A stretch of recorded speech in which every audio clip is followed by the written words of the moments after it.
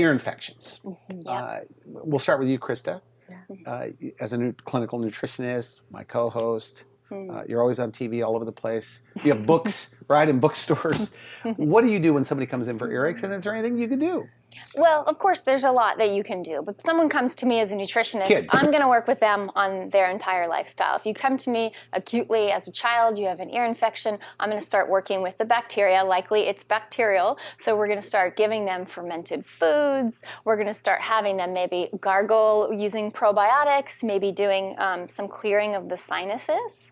And then really getting foods in their diet, whether it be oregano, whether it be garlic, things that These are are going to things really that work. kill this bacteria? That can help to kill the bacteria, but at the same time, the same thing when you want to detox and cleanse, you also have to build the immune system. So then we're going to add things in like medicinal mushrooms that boost your natural killer cells by 300% after you eat them. So you help your body get rid of the infection, you educate the immune system, so now it's stronger to be able to get rid of it.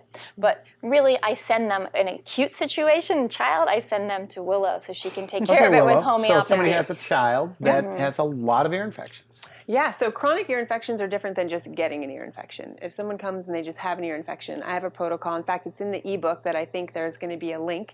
And I have a whole protocol of what to do if your child looks like they have an ear infection or has been diagnosed with one and you want to avoid the antibiotics.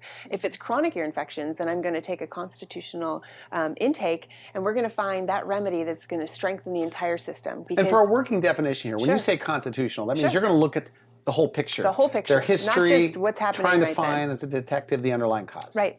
Okay, so when you say constitutional. So constitutional is a much more thorough intake. Yeah, I'll even look at the mother's pregnancy and her birth and all of the details surrounded with that.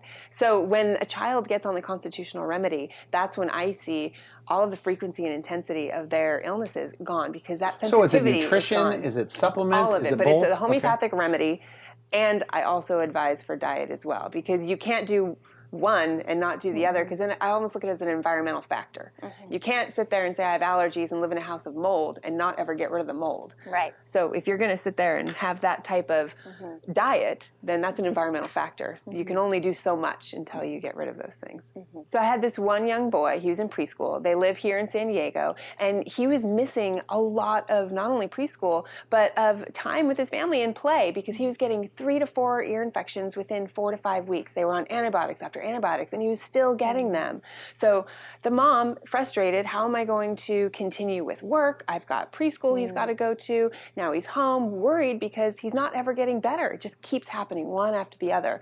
So they come and see me and I give them the protocol. He gets a homeopathic remedy and since he hasn't had any ear infections, if he had a mild amount of an earache, gone within an hour. And he's no longer suffering and he's able to go to school. The family is healthier and he is now going to have a healthier system because homeopathy supports the immune system. It doesn't mask it. It doesn't suppress it. Okay. One of the hugest benefits here to me is now this child does not have to consistently assault his system, his immune system, with antibiotics because we have studied time and time again the long-term damage of the overuse of antibiotics where not only does it kill your good gut bacteria, it starts to thin the lining of the intestine. This is where food sensitivities come into play. This is where pain and autoimmune conditions come into play. So by stopping this cascade, you're now basically saving this child's life or at least changing the entire trajectory of his health. And it could have been a snowball. You know, I know a few things about this antibiotics that I've learned a lot from you and interviewing medical doctors, but I think parents need to know that what happens is you give this kid, because he gets his ear infections 3 times a year, 3 sets of antibiotics, it's thinning the lining of his stomach and killing some of the good stuff in there. The lining of his small intestine. And then what happens at 12 years old, and then at 15 years old, and then as an adult, you know, with heartburn and a lot of other issues. So if you could, like, and you talk a lot about this on our past shows, that that's what happened to you.